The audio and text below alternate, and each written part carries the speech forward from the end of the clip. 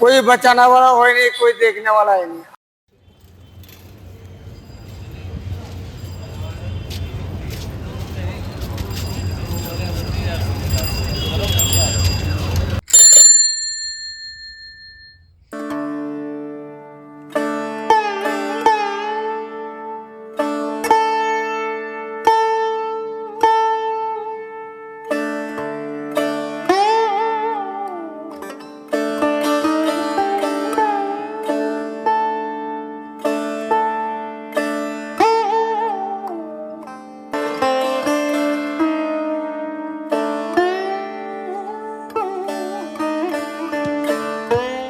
भारत की राजधानी दिल्ली एक तेज रफ्तार शहर है।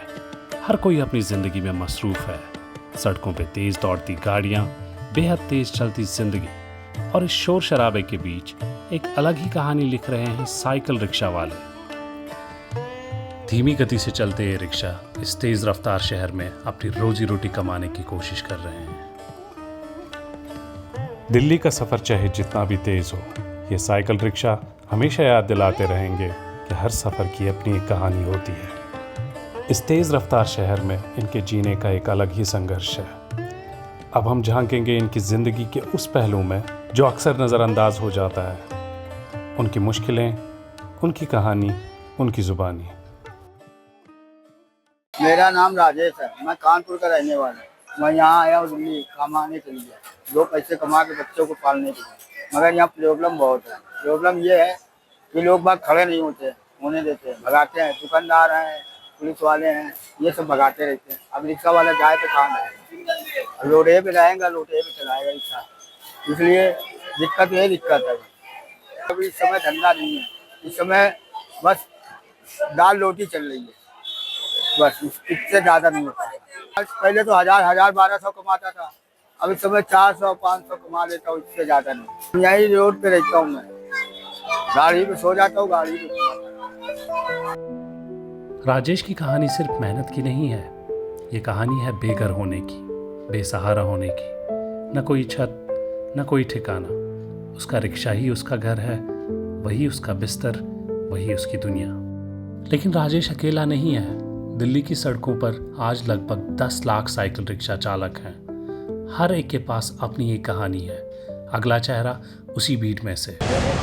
हम बिहार से आए, साइकिल रिक्शा चलाते हैं। मेरा नाम हारून रशीद है। रिक्शा तो बहुत दिन से 10 साल 15 साल से चलाते हैं। बिहार में कोई काम धंधा नहीं है तो यहाँ आके रिक्शा चलाते हैं। किराए मकान में रहते हैं। मकान में 5 आदमी रहते हैं, 10,000 लेता है। हम सुबह 9 बजे उठते हैं बिछना से, उठ के हम लेटरिन बाथरूम करते हैं, कपड़ा लत्ता साफ करके, सब कुछ करके, कमरे में ताला मार के तब निकलते हैं। रोड पर आकर नाश्ता पानी करते हैं। कमरे में हम खाना नहीं बनाते हैं, रोड में खाते हैं, रोड में चलाते हैं साइकिल रिक्शा। सुबह 9 बजे बिछना से उठते हैं। रात भर का दिन भर का थकावटी नींद नहीं पूरा होता, 9 बजे उठते हैं। उठ करके कपड़ा लत्ता साफ करते हैं, उसी में लेटरिन बाथरूम जाते हैं, उसी में तब निकलते हैं रोड पर सवारी के लिए। रोड में चाय पानी चावल खाते हैं। फिर रात 10 बजे फिर कमरे चले जाते हैं, जाकर फिर होटल में खाना खा के फिर सो जाते हैं। पड़ गया, अस्पताल चला गया, दूसरे से कर्जा लिया, डॉक्टर के पास गया। डॉक्टर तो बहुत खर्चा बताता कि इतना खर्चा होगा, वो होगा, क्या करेंगे, कर्जा करना पड़ता है। बचत नहीं होता है, बचत नहीं, कमाते हैं और खाते हैं। दिल्ली के हर कोने में एक राजेश है जो अपने रिक्शा पे ही जीता है, सोता है और सपने देखता है। लेकिन कहानी सिर्फ छत की नहीं है। कुछ लोगों के लिए जिंदगी एक थकान भरी राह बन जाती है, जहां ना आराम का वक्त होता है, न खाने का ठीक ठिकाना, और ना ही कुछ बचा पाते हैं अपने आने वाले कल के लिए। हारून रशीद भी उन्हीं चेहरों में से एक है जो हर रोज मेहनत तो करते हैं, लेकिन न ठीक से आराम मिलता है, न वक्त पे खाना नसीब होता है, और ना ही कुछ बचा पाते हैं अपने आने वाले कल के लिए।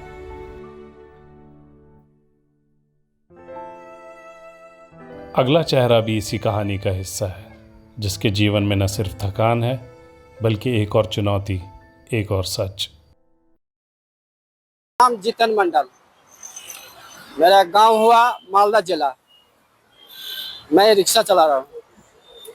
रिक्शा चलते बैटरी रिक्शा मेट्रो में बहुत तंग कर रहा है, मना कर रहा है, सुनता नहीं है। हम लोग का मुश्किल हो रहा है, रोटी पानी नहीं मिल रहा है। सवारी आएगा तब नहीं, जो सवारी आ रहा है वो बैटरी रिक्शा में बैठ जाता है।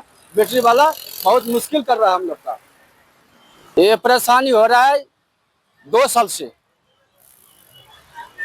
2-3 साल से परेशानी कर रहा है हम लोग का। हमारा गांव में कोई कमाई का जरूरत नहीं है, बस सिर्फ रिक्शा चलाता हूँ, खाता हूँ, इसी के चलते मैं चलता हूँ।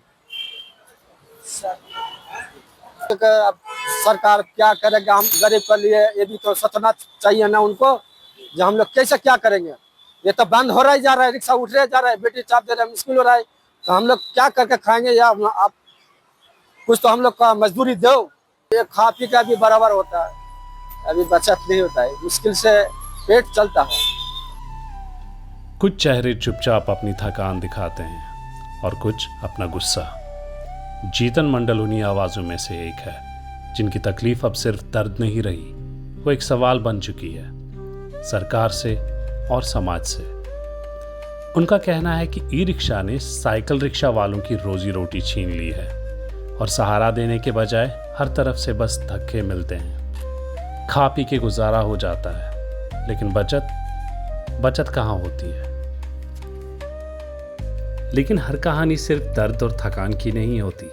कभी कभी इन्हीं अंधेरों में मिलता है एक छोटा सा उजाला, हंसने की कोशिश, गाने की एक धुन या नाच का एक पल। राजकुमार जैसे लोग हर दिन की परेशानियों के बीच भी जिंदगी को जीने का तरीका ढूंढ ही लेते हैं, लेकिन इन मुस्कुराहट के पीछे भी एक सच छुपा होता है, एक कहानी जो सुनी जानी चाहिए।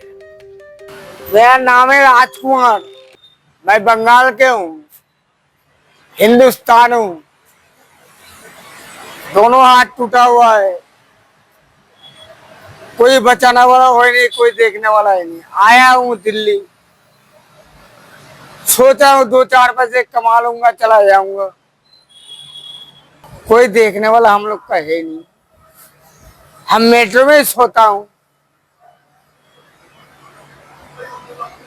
मैं 250-300 कमाता हूँ, अपने मेहनत का कमाता हूँ, खोल के कमाता हूँ और दिल से खाता हूँ, जो मर्जी। मेरा 2 बच्चे, मेरा 2 लड़की, 2 लड़की है मेरा। 1400 रुपये महीना में देना होती है, गरीब बंदा हूँ, दोनों हाथ टूटा हुआ है। गांव पे अभी काम था, अभी खेती सब डूब गया है, अभी कुछ नहीं है। आज संडे है, 110 रुपये कमाई किया, 60 रुपये 50 रुपये लगेगा क्या? हाँ, खाऊंगा क्या? बीड़ी जो पीता हूँ, बीड़ी क्या पीऊंगा? सुबह चाय पीने के लिए 10 रुपये तो लगेगा ही, कहाँ से दूंगा बर्बाद। बच्चों को भी याद आती है, बच्चों का मम्मी को भी याद आती है, मेरे मम्मी को भी याद आती है। बच्चों का मम्मी बोलता है कि आजा घर आजा, कमाई नहीं हो रहा तो क्या करेगा, आजा घर आजा। 20,000 रुपया, 20,000 10 रुपये, 10,000 रुपये मैं कर्जा लिया हूँ, वो कहाँ से दूँ? तबियत खराब हो जाते, मेट्रो में आराम से ले दो के, मतलब कमाल ओढ़ के रिक्शे में बैठ के सो जाता हूँ ऐसे करके। अगर आपको देखा हो तो आप बोलेगा कि क्या बोले भाई, झूठ बोल रहे। जिंदगी में चाहता हूँ कि मेरी बेटी का पढ़ाई करूँ, डॉक्टर व इंजीनियर कुछ भी बनाऊं, ये मेरी इच्छा है। लेकिन मेरा अल्लाह ने और भगवान ने मेरा दोनों हाथ तोड़ दिया। ए मेरे बिस्तर,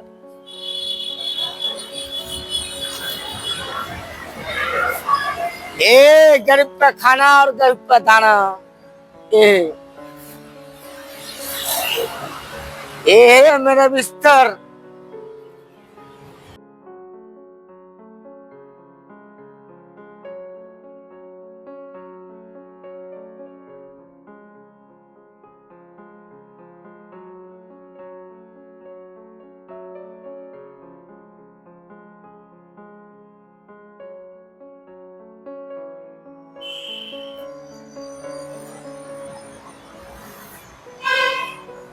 रहने का घर नहीं, सोने का जगह नहीं, दिल में तू है तो मेरा हरा, सबका दिलों का है प्यार।